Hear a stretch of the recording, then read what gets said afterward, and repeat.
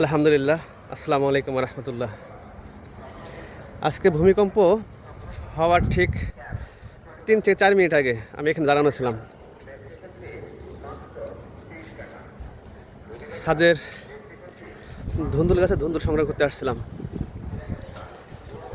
এখানে আছে গাছে, ঠিক এখান থেকে এখানে তুষক দিতে আসছি। এখান থেকে এখানে 2 মিনিট যখন আমি এই কোণারটা দাঁড়াইছি, এমন ঝড়ে ঝাঁকুনি দিয়েছে, আমি ঠিক এই পিলারটা ধরে দাঁড়াইছিলাম। সাথে 4 জন লোক ছিলাম আমরা, কিন্তু আমার চাইতে আমি চিন্তা করছি এই বিল্ডিংয়ের কথা। গ্লাসগুলো নড়তেছিল, প্লাস এই বিল্ডিংয়ের গ্লাসগুলো নড়তেছিল। মালিহা বিলা, গাজীপুর, টঙ্গী।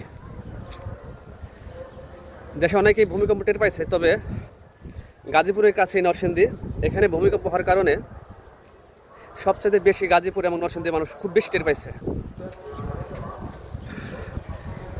আলহামদুলিল্লাহ, গাজীপুর প্রায় 16 বছর, এর আগে বেশ কয়েকবার ভূমিকম্প হয়েছে, টের পাইছি, কিন্তু আজকের মতো এরকম হয় নাই। কেন যেন মনে হচ্ছে প্লারে বাড়ি খাইতেছে, এতটা ভয়ঙ্কর ছিল আজকে। আল্লাহ মাফ করুক, সবাইকে হেফাজত করুক। আসসালামু আলাইকুম রহমতুল্লাহ। সবাই ভালো থাকবেন, দোয়া করবেন।